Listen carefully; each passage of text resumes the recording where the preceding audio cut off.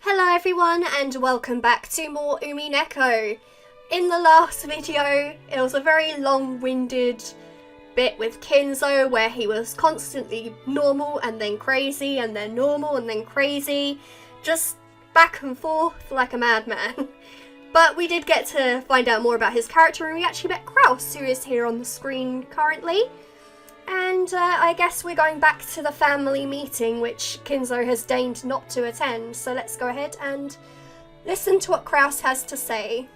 当主様は具合が優れられないとのことだ。せっかくこうして1年ぶりの会合に集まってくれた諸君と昼食を共にできないことを非常に残念にしておられた。 Well, that's a flat-out lie. He really just didn't care to see any of them, apart from Genji apparently. ランチを始めてくれ。かしこまりました。それでは本日の昼食を始めさせていただきます。南條先生、そんなにお父様のお具合は悪いの？せめて顔くらい見せてくれてもいいわよね。体調というよりは機嫌ですな。こればかりはつける薬がありませんので。おいおい、機嫌ってまたかよ。そりゃないぜ。こちとら秋のクソ忙しい時期にスケジュール都合してご機嫌伺いに来てるんだ。それをよ。よかったじゃないか、ルドルフ。 Silly Kraus, changing your face again. How do you do it? ご機嫌は伺えたんだ。それとも不機嫌な親父殿を私に代わりお前が説得して連れてきてくれるのかね。まさか。 Rudolph shrugged. Apparently, though Rudolph was willing to be indignant at how self-centered his father was, he wasn't particularly disappointed to be spared a face-to-face meeting. By the way, guys, I'm sorry if I have like a bit of a croaky throat today. I have a bit of a cough and I'm trying to like cough while people are speaking so I can edit it out easily. But sometimes when I'm reading it out, it's a bit like 夕食までにはその機嫌治りそうなの？そんなことは知らんよ。親父殿に直接聞いてみるといい。もっとも声をかけない方が機嫌の治りは早いと思うがね。源氏さんだけだよ。じい様の機嫌を直せるのは。情けないぜ。自分の親の機嫌を使用人に直させるんだからよ。ジェシカ、余計なことは言わなくていい。 Yeah, it seems like she doesn't have very much respect for her parents. She'd planned for her complaint to be heard only by her cousins, but it had reached even Kraus's ears. Scolded, Jessica scowled and turned away, sulking. 機嫌がうんぬんってことは病状はそんな悪くないんじゃねえの？元気がないってんならともかく機嫌が悪いってのは少なくとも気はしっかりしてる証拠だぜ。おじい様は特に強い気力をお持ちだからね。でも体が必ずしもそれに伴えるとは限らないよ。去年からずっと余命3ヶ月って言われ続けてる。最初の診断が正しいならおじい様は気力だけで流られてるってことになる。気遣ってあげないといけないよ。 Lunch started with the family head seats still empty. The man who should be sitting there had already grown old, and the brilliant glory which had rebuilt the Ushiromiya family in the span of a single lifetime was being forgotten. Even though they were beginning the meal with that seat still empty, no one felt it was that odd anymore.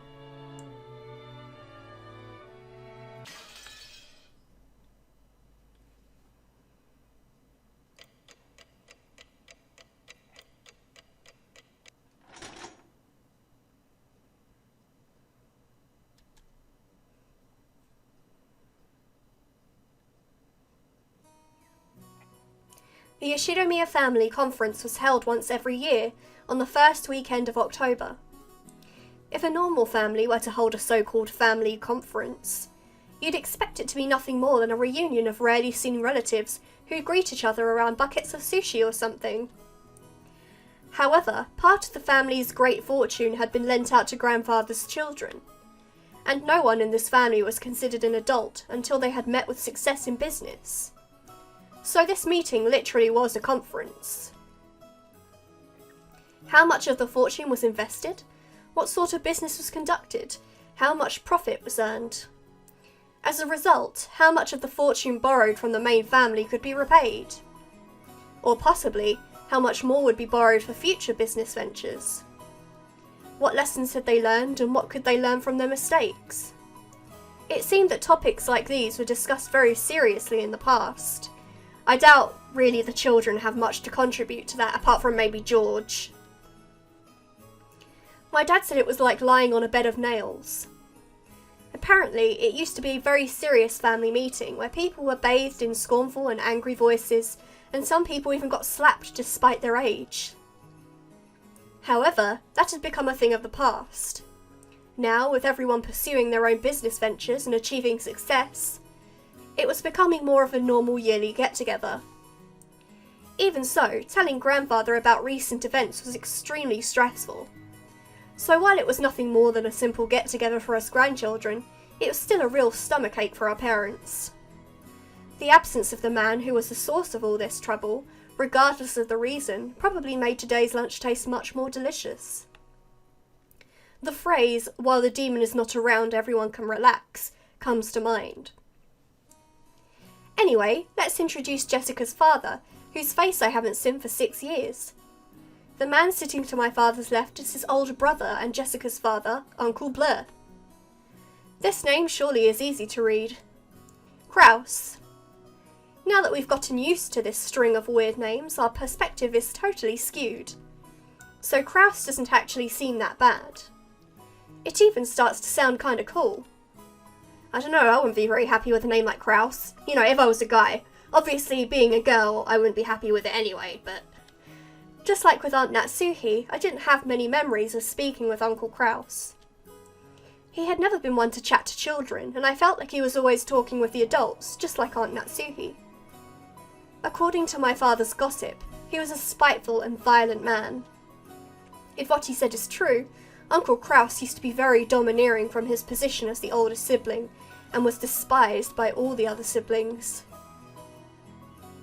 Though, despite that, those siblings all seem to be chatting happily together. I see it's a very two-faced relationship that a lot of the family members have. Oh well, even if their relationship was bad when they were children, sometimes when people grow up and live apart from each other, their relationships change.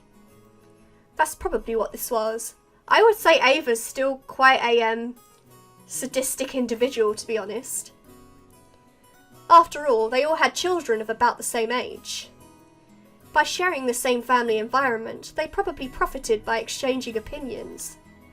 Maybe because of that, a short while ago, the circle of parents began to discuss the exams Jessica and I would be taking. Jessica, in order to escape questions about exams from my father on her left, purposefully faced right while firing off a rapid series of comments, not giving him any chance to get a word in. Moving on, let's look at the end opposite from Kraus and the others. In the very last seat at the table, an old gentleman with a sturdy physique sat facing Kirie-san. This was my first time meeting him. I had only just been introduced to him, but it seems he's grandfather's personal doctor, a man named Nanjo. I heard he used to own a huge clinic on the nearby island of Nijima, but he turned it over to his son and began living a life of leisure in his old age. He had known grandfather since the very beginning, when the mansion was first constructed on this island, and had built up a relationship over several decades. I thought at first that the two of them might have gotten to know each other through grandfather's suspicious hobbies, but it seems he was actually grandfather's chess partner. I see. That kind of hobby seems very like our grandfather, what with his love of all things Western. Nanjo's probably the only person who could enter Rokkenjima, despite being neither a family member nor a servant. He looked like a calm old gentleman as he listened to the discussion between Kirie and the other women who sat near to him. Considering how long he stayed by the side of our short-tempered grandfather, His generous heart was probably nothing to laugh at. Still, even if he was a family doctor, having anyone outside the Ushiromiya family attend the family conference was a little odd. It made me think that grandfather's condition might have worsened so much it'd be a major topic of discussion at today's conference. After all, George said something like that just a second ago. Something about how we've been getting continuous reports since around last year that grandfather didn't have long to live. It's nasty to think about it, but consider how rich grandfather is. At the time of his death, his wealth will suddenly be released, probably along with a fair share of our parents' stomach acid. And it'll lead to ulcers for everyone. After all, this sort of thing just gets messier when there's more wealth to be divided. There's a good chance they'll be talking about stuff like that at the family conference. Still, it's not like it's got anything to do with us kids. Finally, even though he hasn't shown up, let me introduce our grandfather. The person who should be sitting in that incipience chair is Ushiromiya Kinzo. It really sucks. Everyone else in the family has these weird names, but he's got this perfectly normal one himself. If only his name were written Kinzo, but he let us call him Goldsmith or something. Goldsmith, that's not even like a real name like the rest of them. I'd totally freak out. As you can probably guess by now, he's a frightening person with an extremely short temper. I'm one of his grandchildren, not a son, and I haven't seen him since elementary school. Thanks to that, I have no memory of being beaten myself, but our parents were apparently raised with an iron fist. That earlier conversation between my dad and Uncle Kraus about who should go convince grandfather to come down seems pretty darn funny once you know their background. You can't really tell grandfather's story without covering that pivotal event back before the Showa era, 1926 to 1989. Until the Meiji, 1868 to 1912, and Taisho, 1912 to 1926, eras, the Ushiromiya family was great and prosperous. They owned several spinning mills, making them rich enough to just double over laughing every day as the money kept rolling in. Incidentally, grandfather was a member of a branch family and had pretty much nothing to do with the main family. Not only was he way down the list of people who could inherit the headship, but he had hardly any contact with the glamorous main family. However, during the Great Kanto earthquake in the year Taisho 12, 1923, the mansion owned by the Ushiromiya family in Odawara was flattened. The spinning mills in Tokyo were all burned down in a huge fire, and the Ushiromiya family lost most of its wealth and family members in an instant. So, once they started trying to figure out who the successor to the Ushiromiya family should be, they apparently found no one remaining except Kinzo in his branch family. In Kinzo's later reminiscences, he referred to this as good fortune so great that it overturned fate. With that, grandfather's boring everyday life did a 180. He was entrusted with reviving the dying Ushiromiya family, which had lost nearly all of its wealth. However, just because he had been entrusted with this task didn't mean he could accomplish it. Apparently, those around him weren't really expecting much. However, this is when grandfather began displaying his extraordinary talent and good luck. Grandfather used all of the family's remaining wealth, as well as everything from the hair on his head to his toenails, as collateral in order to borrow a massive amount of money. Once he'd built up a gigantic war chest, he immediately invested in businesses. It was like someone tumbling down a hill on a bike without any brakes, and then jumping onto a neighbouring bike and then another one. Just like some crazy street performance. I'll bet everyone thought grandfather had no business ability whatsoever. However, after several miracles and turns of good luck, with coincidences piling up and every chance taken advantage of, he was suddenly in control of powerful connections with the occupying forces. At that time, MacArthur and the GHQ were the ultimate authority in Japan. Grandfather, in a twinkle of an eye, began succeeding in business under the protection of the occupying forces, quickly becoming very rich. By this point, it's probably safe to say that information, not luck, saved the day. he must have made some seriously deep connections with the occupying forces. Grandfather knew beforehand about emergency demands that would be made for the Korean War. No, it was more than that. He must have predicted those emergency demands from the very beginning, when he started investing his money. The history books make it sound like all of Japan made a large profit off of the emergency demands during the Korean War, but that isn't actually true. Only a very limited number of the super rich played the money game and made an easy profit. Most of the citizens remained poor. In other words, Grandfather was a member of this extremely lucky group of winners. I'm pretty sure this all happened during the year Showa 25, 1950 or so. The Great Kanto earthquake happened in Taisho 13, 1924, so that means Grandfather was able to revive the near-dead Ushiromiya family in only about 20 years to a level even higher than it had ever been before. With that, you'd think he'd revive the main family in Odawara. But for some reason, he went and did something as crazy as buying an entire small island in the Izu archipelago. So I'm guessing that he'd already met Beatrice by this point, and the move to Rokkenjima was kind of like trying to be closer to her. Buying an entire island is not something that you can ordinarily do today. However, Grandfather was clever. He contacted the GHQ and applied for the establishment of a marine resource base. He acquired this island as a business property, then tossed that project aside and claimed it as his own plot of land. After the war, there were prevention measures against food shortages, and having the sponsorship of the GHQ meant that nobody could oppose him. From what I've heard, the Tokyo metropolis of that day offered this land to him practically for free. Later, Tokyo made difficulties by telling Kinzo to return the land, but the pushy GHQ intervened. Anyway, it seems under-the-table bribes did their work well. In the end, the city gave up in frustration. Grandfather, with considerable skill and good luck, managed to weather the stormy seas of that period, obtaining a vast fortune and his own island. Of course, it probably wasn't all luck. He was obsessed with all things Western, which helped him cultivate his English skills. He was able to use this to his advantage and sink his teeth into the GHQ. A mansion was built on the island soon after. This mansion, in fact. Grandfather, with his love of the Western style, made this once uninhabited island a canvas upon which he could realise his dreams to his heart's content. He now had the Western mansion of his dreams, overflowing with emotion and atmosphere, and a beautiful garden featuring all sorts of roses. And he had a private beach where nobody other than himself would ever be permitted to leave a footprint. This would be a dream come true for any boy.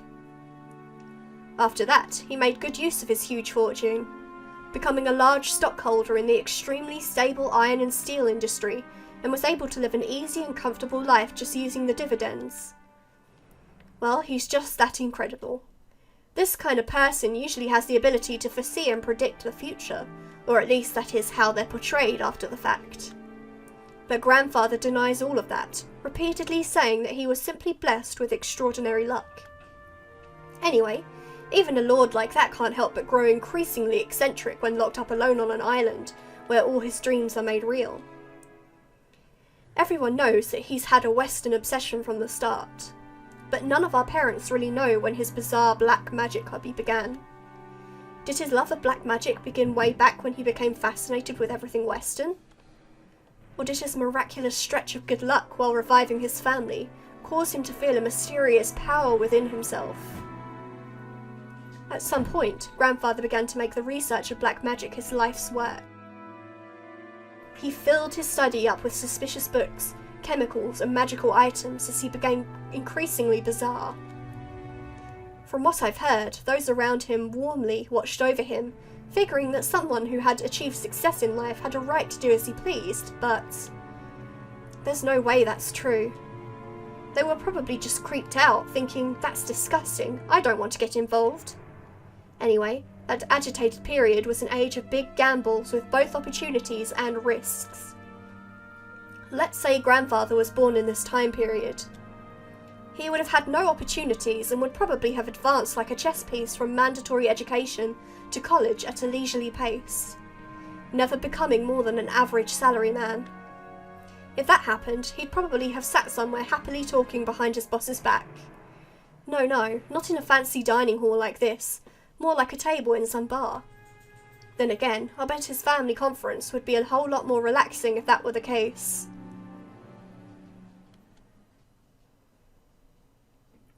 Okay, that's enough about the old geezer. More importantly, let's talk about this incredible lunch.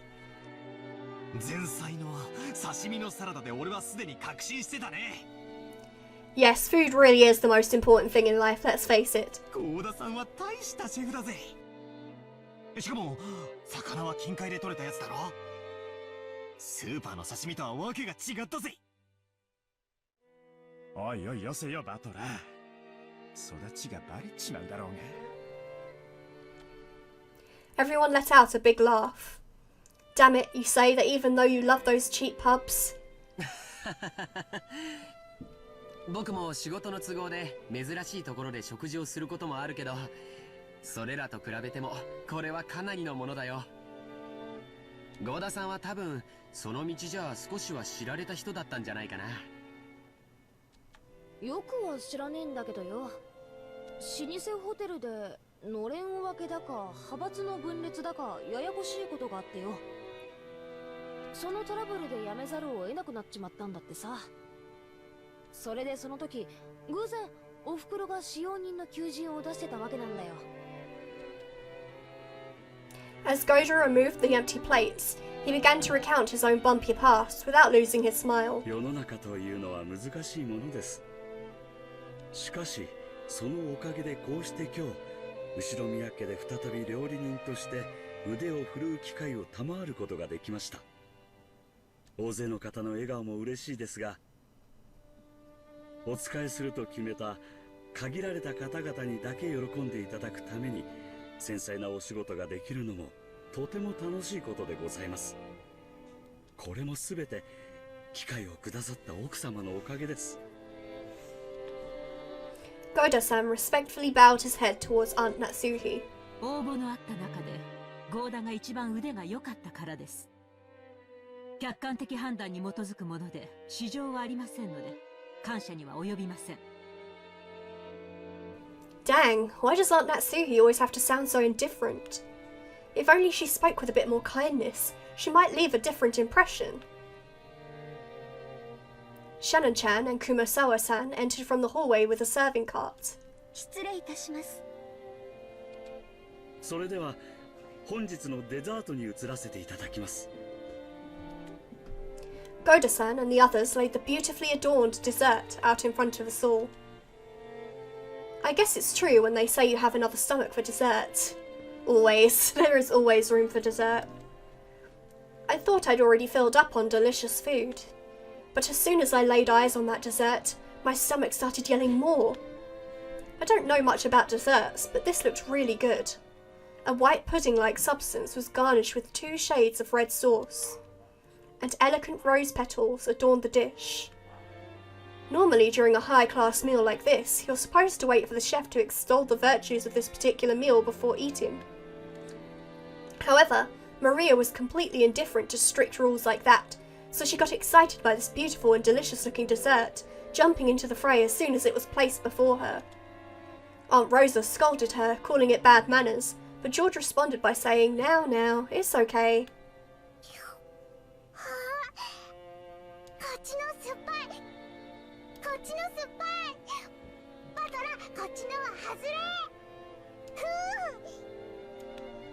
Maria exclaimed as she sampled the 2 coloured sauces. なんだと？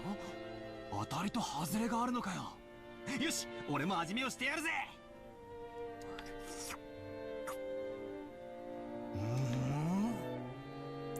Apparently, one sauce was sweet and the other sour. Despite it being bad manners, I also stuck my little finger in and licked it. Whoa, one of the sauces was sour enough to make you pucker up. If it were yellow, I'd have suspected lemon, but I couldn't guess what kind of sourness would be red. I decided to ask Shannon, who was putting away the serving cart behind us. シャノンちゃん、この酸っぱいのは何のソースだい？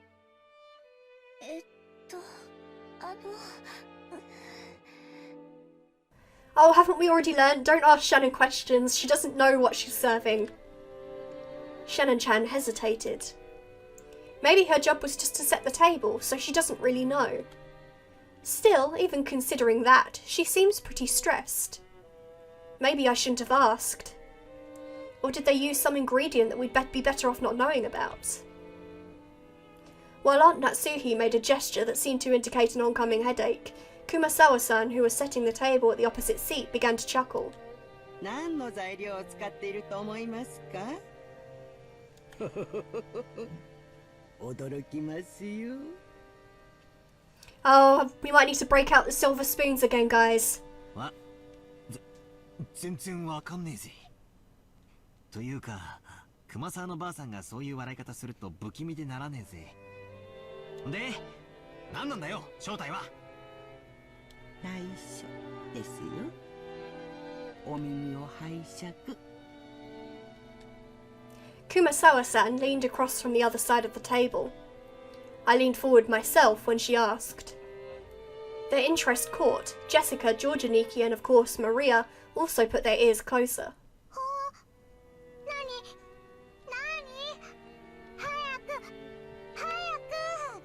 この酸っぱいのはですね、実はお魚のサバの絞り汁ですよ。That's a really odd thing to put on a dessert.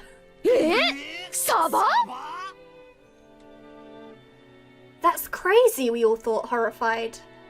Only Maria accepted it, nodding sagely. サバは酸っぱいよ。絞ったらこうなる。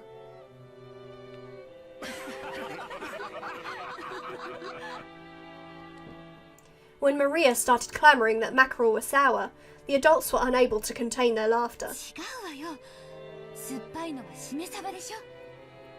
Only Aunt Rosa, her face red, whispered to Maria that mackerel is sour only once prepared as shimesaba.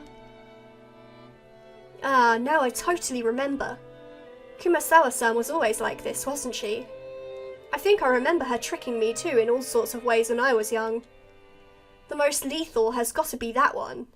Those flimsy black things in Chinese dishes. They're kikurage mushrooms. She told me they were penguin meat and I went all around school like a smartass, telling everyone, didn't I? 熊沢のばあちゃん、相変わらずだな。マリアが信じちゃうだろ？ Oh my gosh, I'd be pretty traumatized if someone told me I was eating penguin meat. 冗談ですよ。今からゴーダさんがソースの正体を教えてくれますからね。Goda looked a little put off about his masterpiece being laughed at for such a bizarre reason. But after clearing his throat once, he introduced the dessert to us. それではデザートのご説明をさせていただきます。本日はご来賓の皆様が大層お気に入りでございましたバラの庭園にちなみまして、パンナコッタをローズガーデン風に仕上げてみました。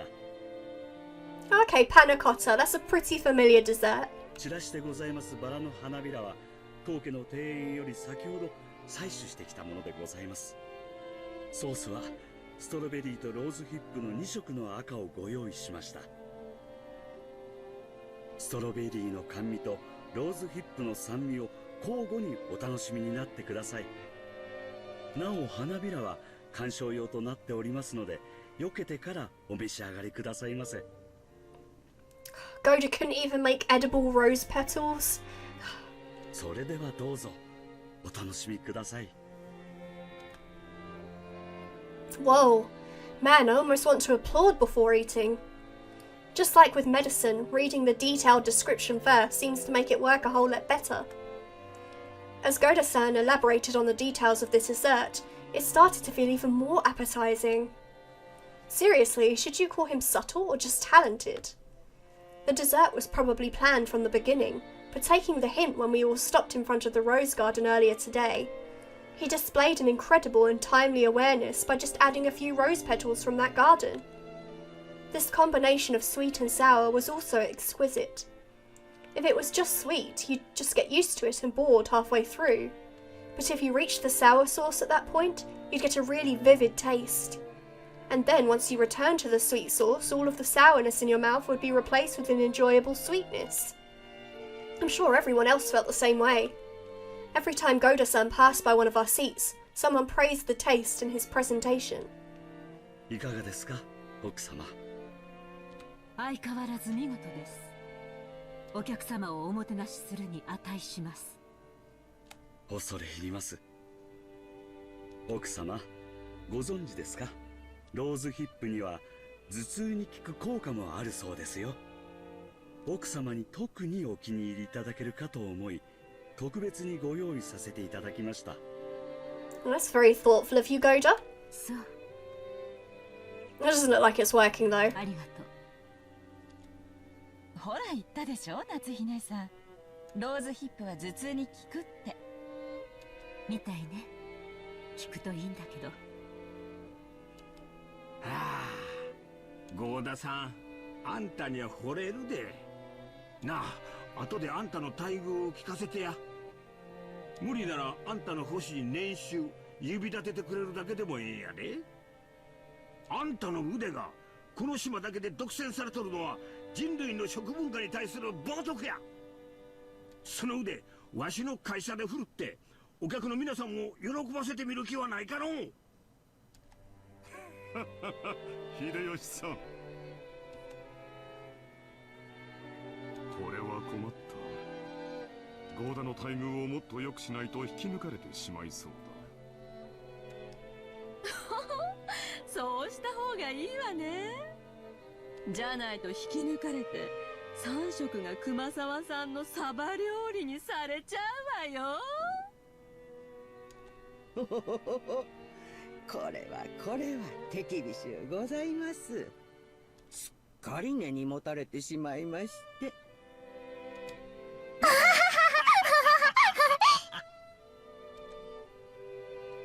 Everyone let out a huge laugh. According to Jessica, Kumasawa-san's mackerel jokes were a running gag that our parents had long since gotten used to. Kumasawa-san often claimed that mackerels had precious nutritional value, which could slow aging, make people smarter and more. Supposedly, while it couldn't stop the outward signs of aging, it helped prevent aging on the inside. Since she was still spirited enough to tell these kinds of jokes at her age, there must be something to that theory. それでは失礼いたします。夕食にはふるってたくさんのサバ料理をお召し上がりいただきますので、どうぞご期待くださいませね。期待してるよ。今晩はしめサバでキュッとしゃれ込みたいぜ。それは素敵ね。ついでに日本酒の美味しいのも出てこないかしら。ええ、ございますよ。六軒島名物のサバ焼酎なるものがございまして。